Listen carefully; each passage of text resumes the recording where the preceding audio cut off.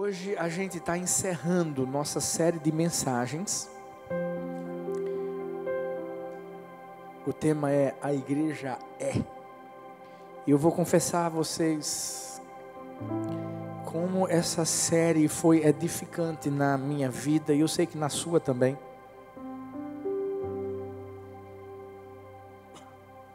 Porque é tão importante a gente saber quem a gente é. Essa série não falava de uma igreja que era uma estrutura, não. Falava de uma igreja que nós somos.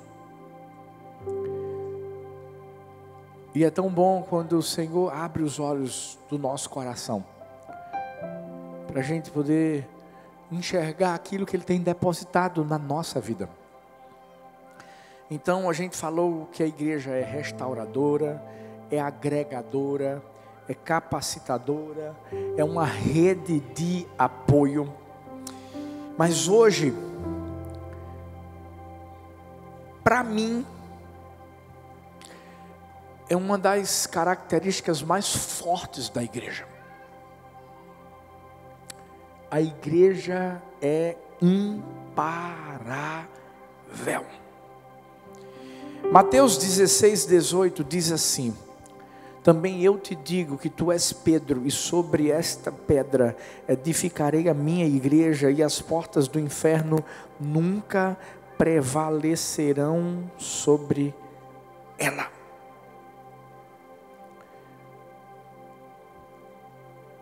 Nós estamos vivendo os últimos tempos. Nós estamos vivendo tempos difíceis, onde nós nunca fomos, pelo menos no Brasil, perseguidos como estamos sendo hoje. E todo mundo sabe disso. Não existe uma guerra política. Não. Há uma guerra espiritual que tem sido vivida. Eu acho que agora no Brasil isso está se acirrando. Mas muita coisa que a gente vive agora já estava sendo vivido em outros lugares e talvez até mesmo pior. Você já parou para pensar no tanto de gente que se sacrificou e que teve o seu sangue derramado para que hoje a gente pudesse estar aqui? Essa mensagem iria iniciar-se com uma peça, mas a gente só vai poder fazer a peça no culto das 7:30, porque é uma peça que necessita de apagar todas as luzes, de ter escuridão. Mas eu estaria sentado ali, de repente chegariam alguns homens encapuzados, e eles iriam perguntar: quem é o pastor Arthur? Cadê o pastor Arthur? Cadê a pastora Thalita? Eles iriam nos pegar, trazer aqui para frente, e eles iriam começar a nos questionar, mostrar que a gente estava influenciando muita gente, mostrar que a gente estava falando muito de Deus, que estava trazendo muitos princípios da Bíblia para as pessoas. E eles iriam dizer assim, até minhas filhas iam participar da peça: nós vamos matar suas filhas. Nós só não as mataremos se você disser que você não vai mais pregar. Se você falar para a gente que você vai abandonar sua fé, aí a gente não mata elas. E nessa hora eu iria dizer assim: vocês estão me pedindo a única coisa que eu não posso negociar, que é a minha fé. Podem atirar. E além de matarem minhas filhas, eles me matariam e matariam a Thalita. Interessante, porque podia ser uma história real. Mas a verdade é que essa história está sendo vivida por muitos pastores e cristãos em outros países.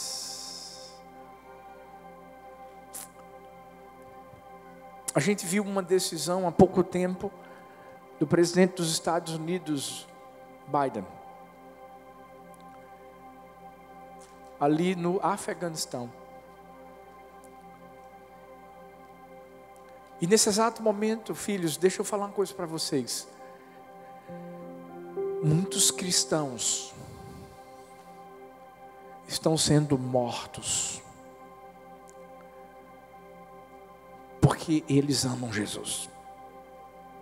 E talvez você diga assim: ah, pastor, mas o senhor vai pregar sobre a igreja ser imparável? E o senhor está falando então que, ei, os cristãos estão sendo mortos? Isso quer dizer que a igreja foi destruída? Não. Porque eu quero que você entenda que nem a morte pode nos separar do amor de Deus.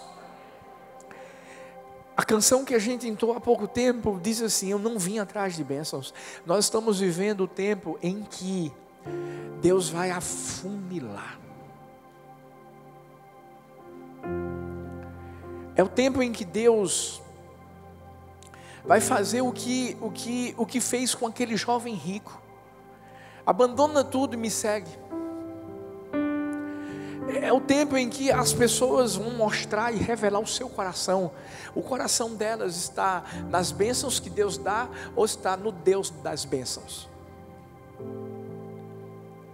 Esse vai ser o tempo, filhos, em que, escuta, a perseguição vai aumentar. Independente se na eleição que a gente tiver ano que vem, a gente ter quem a gente quer que ganhe ou não. Mas a igreja é imparável. Porque quando a Bíblia diz que as portas do inferno não podem prevalecer contra nós, a Bíblia está mostrando aqui que quando pensam que estão nos atacando, somos nós que estamos atacando. É por isso que a gente não pode negociar princípios. Não são princípios nossos, inventados pelos homens, são princípios da Bíblia. E quando eu falo de não negociar princípios, eu não estou dizendo que a gente, quando discorda, está lançando ódio sobre a vida das pessoas. Porque não é isso. Mas todo mundo aqui tem o direito de acreditar na família, homem, mulher, porque é dessa forma que nasce os bebês. Estão mentindo? É dessa forma que a gente pode se posicionar sim. Como esse jogador de vôlei, Maurício, se posicionou e botou uma foto de Superman beijando a esposa dele e botou assim: bom dia. Só isso. E por causa disso ele perdeu o emprego. Deixa eu falar uma coisa para vocês, escutem. Nós precisamos continuar sendo essa igreja que é imparável diante de qualquer tipo de perseguição, seja uma perseguição física, seja uma perseguição psicológica, seja mental, seja qualquer tipo. Nós não vamos parar. Nós não negociamos princípios. Por isso que quando a gente fala que a igreja é imparável, é porque a igreja não é parada pela aprovação alheia. Atos 19, e por isso que eu quero trazer à tona aqui a igreja primitiva, porque eu acredito que seja um dos maiores exemplos que a gente tem. Diz assim: naquele tempo houve um grande tumulto por causa do caminho. Atos 19, 23. Um ourives chamado Demétrio, que fazia miniaturas de prata do templo de Ártemis e que dava muito lucro aos artífices, reuniu-os juntamente com os trabalhadores dessa profissão e disse: senhores, vocês sabem que temos uma boa fonte de lucro nesta atividade. Estão vendo e ouvindo como este indivíduo Paulo está convencendo e desviando um grande número de pessoas aqui em Éfeso e em quase toda a província da Ásia. Diz-ele que deuses feitos por mãos humanas não são deuses. Não somente há o perigo de nossa profissão perder sua reputação, mas também de o templo da grande deusa Ártemis cair em descrédito e de a própria deusa, adorada em toda a província da Ásia e em todo o mundo, ser destituída de sua majestade divina. Ao ouvirem isso, eles ficaram furiosos, começaram a gritar: grande é Ártemis dos Efésios. Em pouco tempo a cidade toda estava em tumulto. O povo foi às pressas para o teatro, arrastando os companheiros de viagem de Paulo, os macedônios Gaio e Aristarco. Escuta bem uma coisa, se tem uma coisa que a igreja precisa saber, é como enfrentar as estratégias do diabo. Sabe por quê? Porque ele apela para 3 recursos: força, enganação e morte. 1 Pedro mostra que Satanás é um destruidor. 1 Pedro 5,8 diz assim: sejam sóbrios e vigiem. O diabo, o inimigo de vocês, anda ao derredor como leão rugindo e procurando a quem possa devorar. Ou seja, ele é um destruidor. Ele apela para a força. 2 Coríntios 11,3 diz assim: o que receio e quero evitar é que, assim como a serpente enganou Eva com astúcia, a mente de vocês seja corrompida e se desvie da sua sincera e pura devoção a Cristo. Ele é um enganador. Mas a Bíblia também diz que ele é um homicida, um matador, um assassino. João 8,44 diz: vocês pertencem ao pai de vocês, o diabo, querem realizar o desejo dele. Ele foi homicida desde o princípio, não se apegou à verdade, pois não há verdade nele. Quando mente, fala a sua própria língua, pois é mentiroso e pai da mentira. Sabe, o diabo muitas vezes tenta nos intimidar com aquilo que ele acha que tem de poder. Força, engano, e apela para a morte também. Porque é por isso que tem muita gente que tem sido martirizada no mundo todo, mas pessoas que têm entendido que já venceram a morte. Nesse texto que a gente acabou de ler, nós vamos encontrar um povo que tinha uma definição dentro do seu coração de uma deusa chamada Ártemis, a deusa dos Efésios. E sabe, gente, qualquer pessoa pode acreditar em qualquer deus, porque é uma escolha dela. Mas isso não quer dizer que nós não possamos divulgar o nosso. Se Deus, que é Deus, deu livre arbítrio para todos nós, por que vão tentar cercear o nosso? Por isso que Paulo se levantou e começou a falar a verdade. Deixa eu te dizer uma coisa, é melhor a gente morrer falando a verdade do que viver acreditando numa mentira.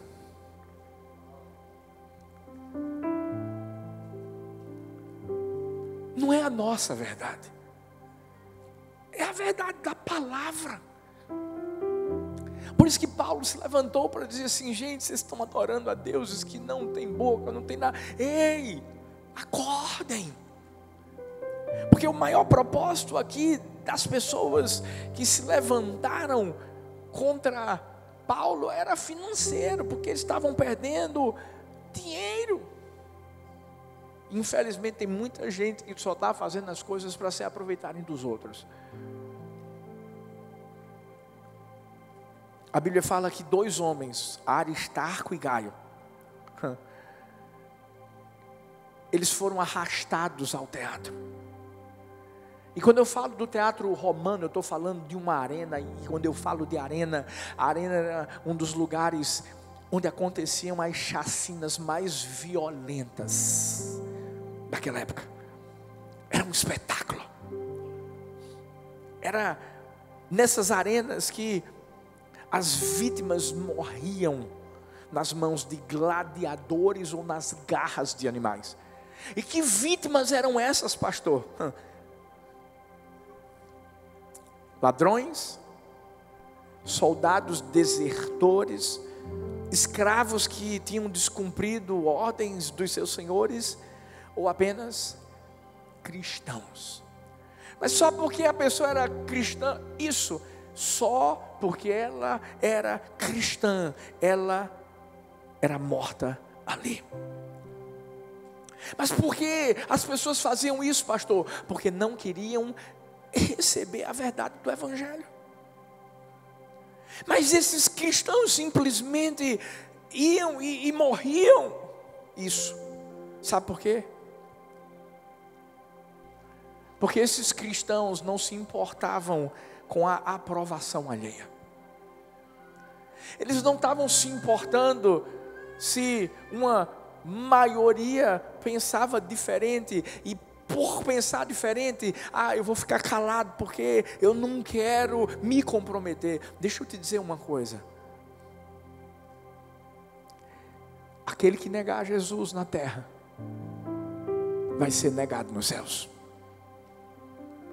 Não tem para onde a gente ir, não. Igreja do amor, igreja do Senhor. Sabe, a gente não pode viver preso à aprovação dos homens. Nós temos que viver presos à aprovação do céu.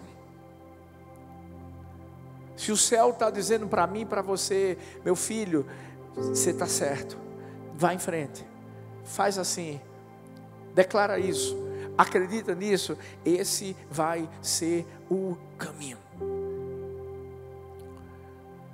E sabe, eu acredito que existe uma semelhança do que acontecia lá atrás com os nossos dias atuais. Eu sei que a gente não vai ser assassinado numa arena romana,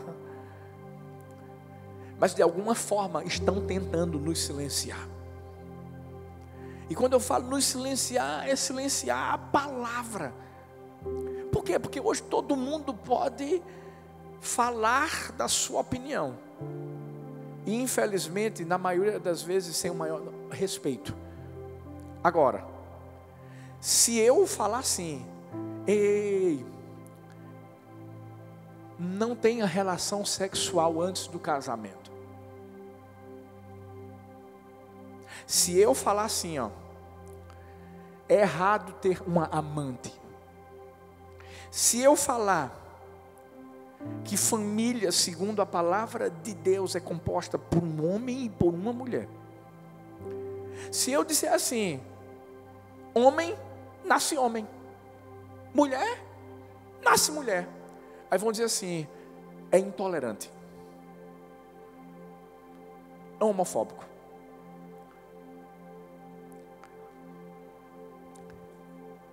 Quando a gente manifesta os princípios da palavra, gente, eu não estou dizendo que a gente manifesta de uma forma a agredir as pessoas de forma alguma, de maneira alguma. Ninguém ofende gratuitamente os outros, a gente não faz isso. Porque quando a gente fala, a gente quer mostrar uma verdade que liberta. E ao mesmo tempo a gente não está forçando ninguém a nada. Meu amigo, minha amiga, se você quer viver do jeito que você quiser viver, é uma escolha sua. A gente não força você a viver absolutamente nada. Agora também, não tente nos forçar a ficar calados. Porque nós sabemos que cada vez que a gente abre nossa boca, é através daquilo que falamos que a libertação é gerada. É por isso que tentam nos calar. É por isso que através dessa canção que a gente diz, quando a gente abre a boca, ei, muralhas caem mesmo. Quando a gente fala a verdade, conhecereis a verdade, e a verdade vos libertará. E esse jargão não é um jargão de um presidente da república, é um jargão do dono do mundo. É do dono do mundo. Sabe, o evangelho não ofende pessoas, ofende o pecado. Sabe, quanto mais a sociedade se distancia da verdade, mais ela odeia aqueles que a revelam. E sabe por que eu estou pregando essa mensagem? Porque talvez daqui a 10 anos, eu não sei se a gente vai estar aqui.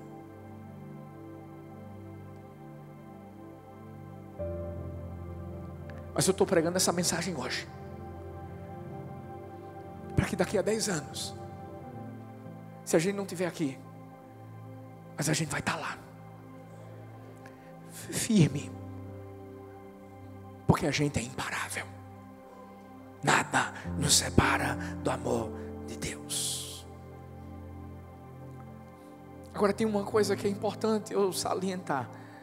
Sabe aqueles cristãos que morriam? Eles morriam porque tinham um discurso compatível com as suas atitudes. Hoje tem gente que está sendo perseguida não pelo seu testemunho, mas pela falta dele. E isso é a diferença. Porque às vezes tem cristãos que estão dizendo assim: não pode adulterar, mas o cara tem um amante. Tem cristão que está dizendo assim: não, cuidado com a fornicação, mas está se relacionando sexualmente com a namorada e ninguém sabe.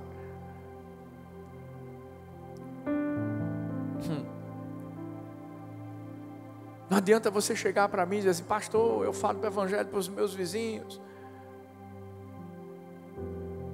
Meus vizinhos não querem acreditar em mim. Meus colegas de trabalho, isso, aquilo, outro. Mas será porque eles não querem acreditar? Será que o problema não está em nós? Sabe o que tornou a igreja primitiva, imparável, e fez com que aqueles cristãos não dependessem da aprovação alheia? É porque eles tinham uma vida íntegra. É porque eles viviam um evangelho verdadeiro. E quem decidir viver isso vai ser perseguido. Vai ser perseguido. Porque no seu trabalho vão tentar impor coisas a você, se não já estão tentando. O politicamente correto. Existem palavras hoje que não pode falar, porque agora tudo o povo está dodói demais, gente. É muito mimimi. Mas de uma coisa, eu e você não podemos abrir mão: da palavra de Deus, da verdade de Deus. E não deixa a aprovação alheia dominar ou impor as regras para você. O que impõe regras para mim e para você é a aprovação do céu, é a palavra de Deus. Então, nós somos uma igreja que a gente vai na contramão do mundo. A gente ama o pecador e a gente odeia veementemente o pecado, e a gente condena o pecado, não o pecador. Segundo, a igreja é imparável porque a igreja não é parada pela prisão mental, física e espiritual. Colossenses 4:10 diz: Aristarco, meu companheiro de prisão, envia-lhes saudações, bem como Marcos, primo de Barnabé.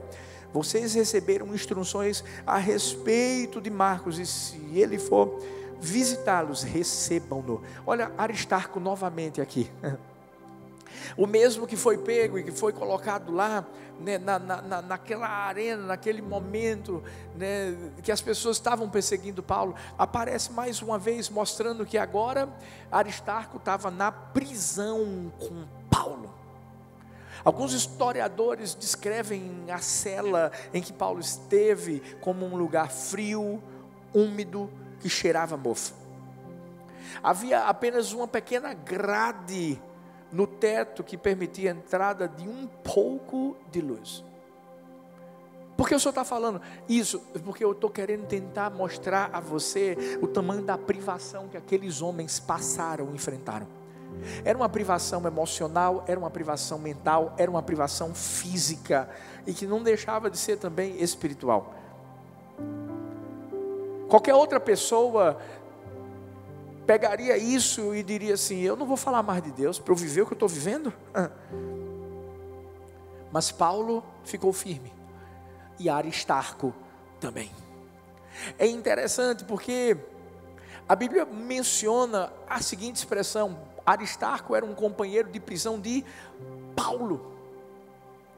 E quando diz que ele é prisioneiro, companheiro de prisão de Paulo, alguns até dizem que Aristarco, nesse momento, ele não foi preso à força, ele foi voluntariamente, porque soube que Paulo estava na prisão, e ele disse assim: eu vou, porque eu quero estar ao lado de Paulo.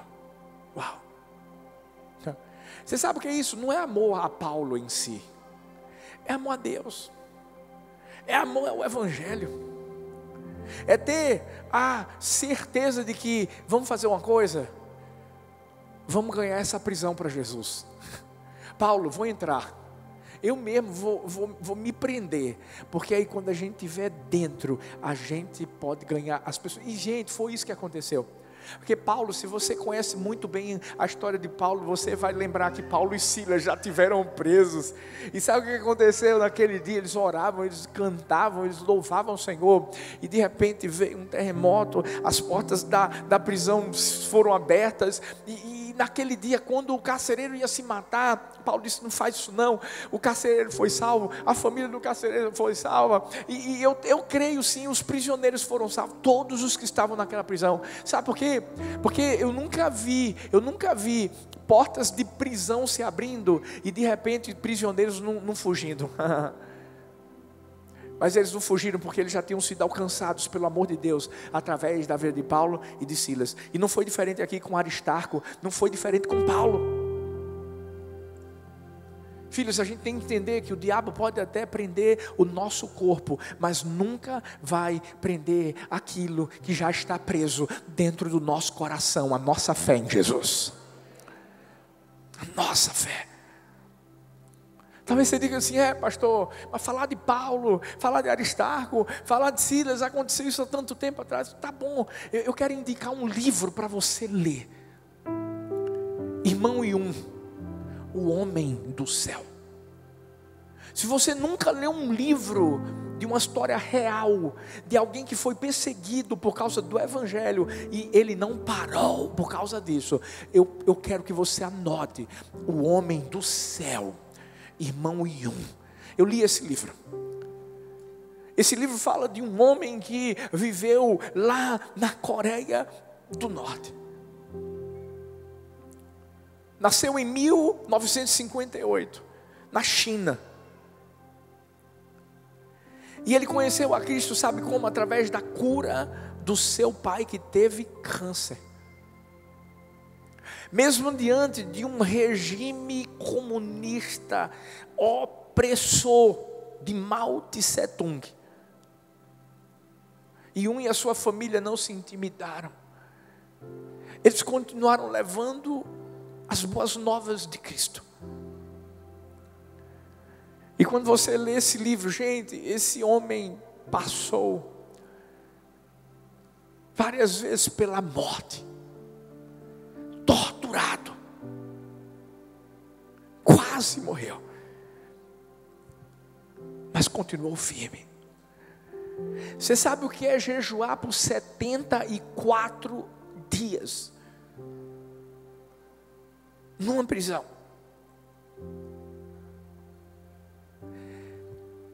Esse homem ainda é vivo, porque nada o parou. E mesmo que ele tivesse morrido, isso não iria dizer que ele tinha parado. Eu não sei. Quem sabe, dependendo de muita coisa que vai acontecer ano que vem, eu não sei. Se eu e você vamos continuar tendo liberdade de falar de Jesus abertamente, porque falar de Jesus a gente vai falar, mas eu não sei se vai ter perseguição, se vai ter tortura, se vai ter morte, eu não sei, porque em muitos países já existe isso. Mas o que eu quero mostrar para mim, para você é que, independente de prisão física, emocional, mental, espiritual, seja o que for, nós já somos livres. É por isso que a gente não abre mão de ser uma igreja imparável. Porque Romanos 8,31 diz que diremos, pois, diante dessas coisas. E vai ver o versículo anterior, os versículos anteriores de Romanos 8. Você vai ver que Paulo está falando sobre perseguição, morte, etc. Coisas ruins. E aí a Bíblia diz assim, que diremos, pois, diante dessas coisas. Se Deus é por nós, quem será contra nós? Em outras palavras,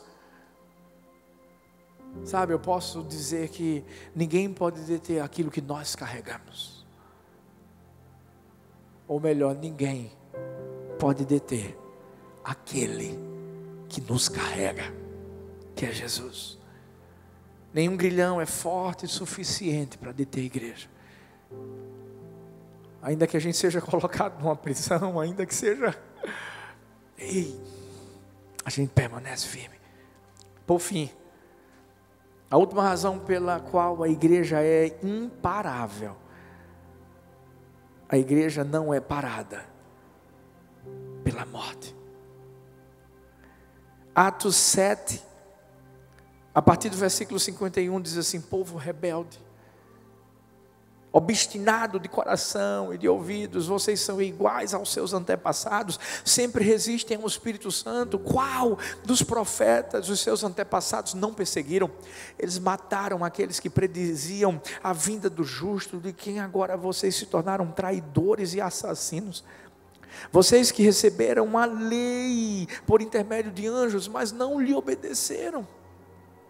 Ouvindo isso, ficaram furiosos e rangiam os dentes contra ele. Mas Estevão, essa é a história de Estevão, cheio do Espírito Santo, levantou os olhos para o céu, viu a glória de Deus e Jesus de pé à direita de Deus, e disse: vejo o céu aberto e o Filho do homem de pé à direita de Deus. Mas eles taparam os ouvidos, gritando bem alto, lançaram todos juntos contra ele, arrastaram-no para fora da cidade, começaram a apedrejá-lo. As testemunhas deixaram seus mantos aos pés de um jovem chamado Saulo.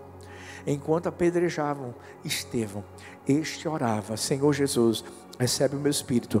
Então caiu de joelhos e bradou: Senhor, não os consideres culpados deste pecado. E dizendo isso, adormeceu. Não sei se você sabe, mas Estevão foi o primeiro mártir da história da igreja. Foi a primeira pessoa que morreu por causa da fé. E ele foi a primeira prova de que a igreja é imparável. Sabe por quê? Deixa eu dizer uma coisa. Mesmo quando a gente morre, por causa do evangelho, a nossa morte se torna uma semente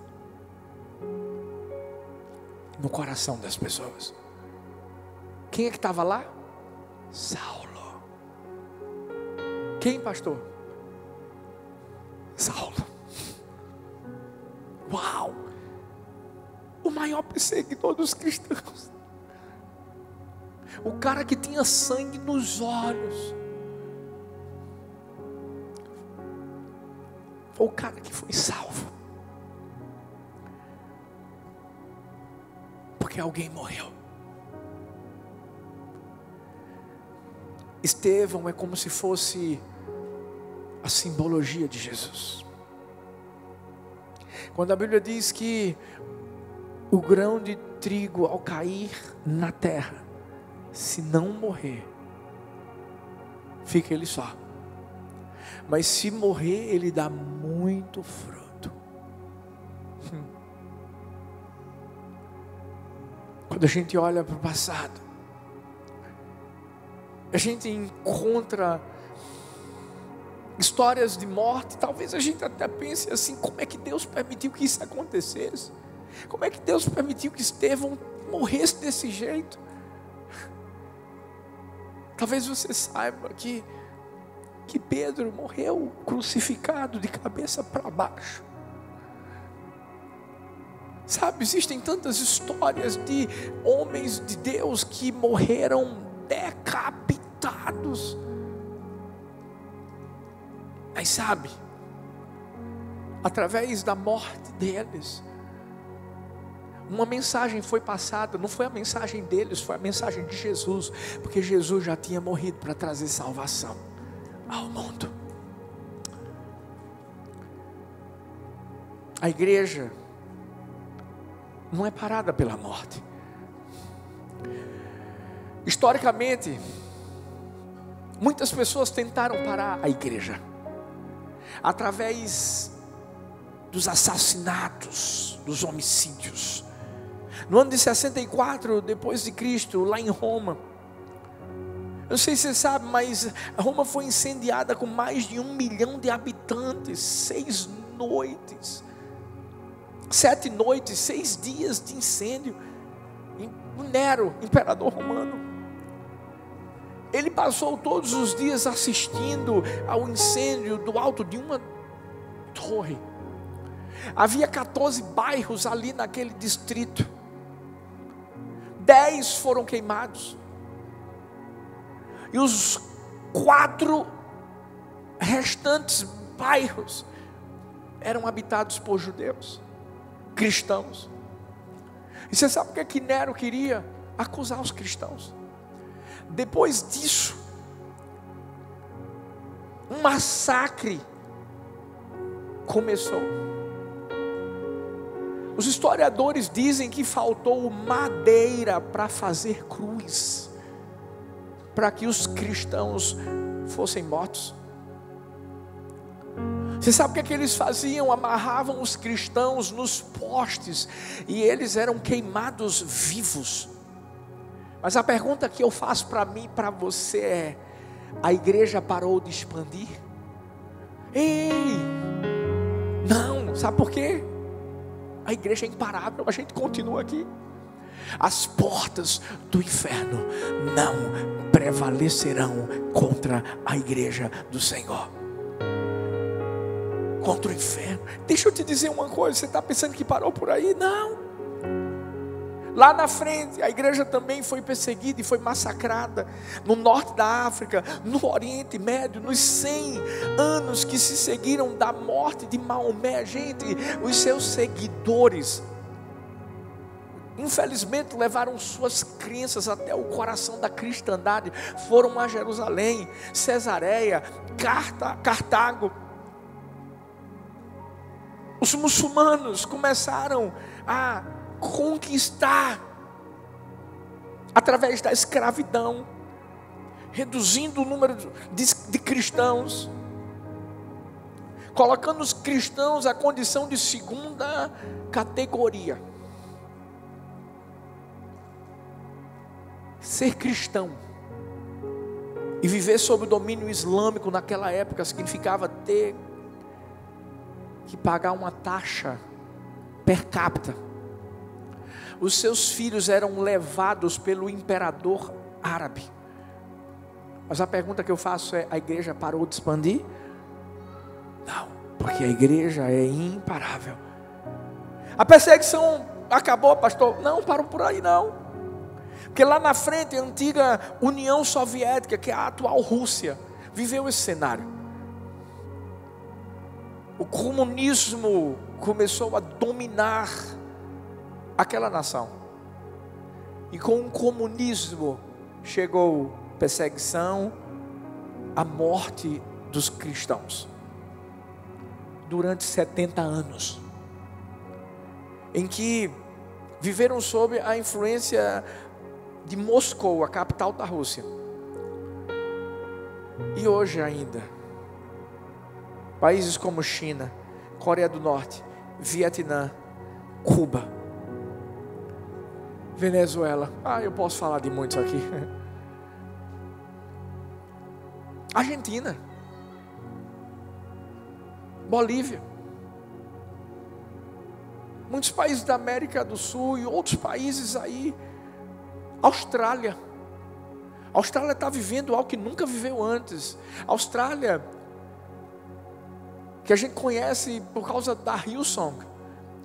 O pessoal agora está sendo impedido de cultuar, de fazer transmissão online, porque estão dizendo que transmite a Covid. Sério, gente? Sério?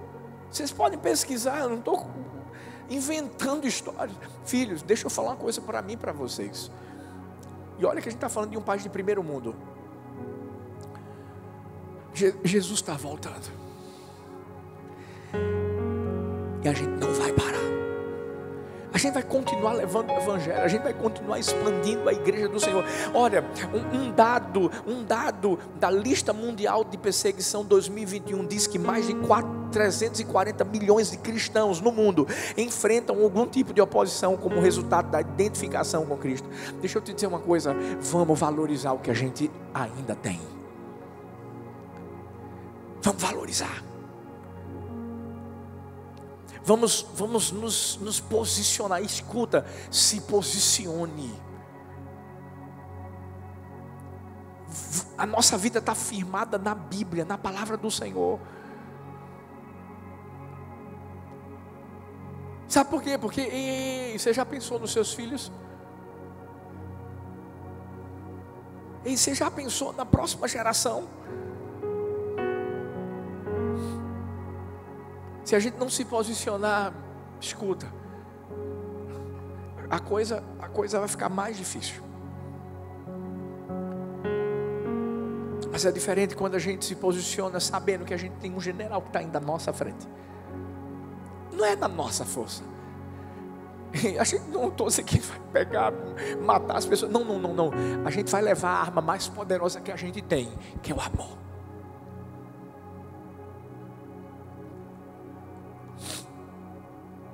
A igreja não pode ser enganada, filhos. Eu quero terminar, queria que você ficasse de pé, por favor. Lendo um trecho de um livro de um autor que eu gosto muito, C.S. Lewis. O livro dele é Cartas de um Diabo ao Seu Aprendiz. Nesse livro, ele escreve sobre um demônio velho que dá lições a um demônio mais novo, de como atuar na vida dos homens. E sabe o que é que ele fala? Que a forma de minar as forças de um novo convertido é a seguinte: se decepcionando com a igreja, mostrando ao novo convertido somente o joio. Porque deixa eu te dizer uma coisa, igreja tem trigo e tem joio. Porque é o que a Bíblia diz. E o joio está sendo tirado, porque Jesus está voltando. Ou seja, a hipocrisia, as pessoas que não dão testemunho verdadeiro. E no trecho diz assim: um dos nossos aliados no presente é a própria igreja. Não me entenda mal, não estou falando da igreja que vemos expandir-se ao longo dos tempos e do espaço, arraigada na eternidade, terrível, como um exército levantando as suas bandeiras. Esse, posso confessar, é um espetáculo que tira nossos tentadores mais audaciosos do sério. Que tipo de igreja a gente vai ser? A igreja que dá testemunho, que se posiciona, ou a igreja, eu coloco entre aspas, que é fake? Porque tem igreja fake. Até porque hoje tem igreja de tudo, até de Maradona tem. Pelo amor de Deus. Mas nós somos a igreja do Deus vivo. Nós somos a igreja lavada, remida pelo sangue do Cordeiro. E se for preciso que o nosso sangue seja derramado como continuação daquilo que Jesus realizou na cruz. Da mesma forma, Pai, que eu disse: eis-me aqui para te servir, eu digo: eis-me aqui para me doar, porque eu sou essa igreja. Você é essa igreja imparável. Nós somos apenas peregrinos nessa terra. Nós somos cidadãos do céu. Nós somos a igreja que deixa o inferno enfurecido. Nós somos a igreja que avança apesar da perseguição. Nós somos a igreja que as portas do inferno não prevalecem contra ela. Nós somos a igreja imparável. As portas do inferno, Pai, não podem prevalecer contra nós. A tua igreja está firmada sobre o Senhor, sobre a rocha. E não importa a perseguição, não importa quem se levantará contra nós, porque o que importa é que o Senhor já se levantou, é que o Senhor vai à nossa frente, é que o Senhor endireita os caminhos tortuosos. O que importa é que nós somos a tua igreja, que carrega o teu cetro, que mostra quem governa. Nós somos a igreja imparável, que continuará a sua jornada até chegar à terra prometida, ao céu. Nós somos essa igreja.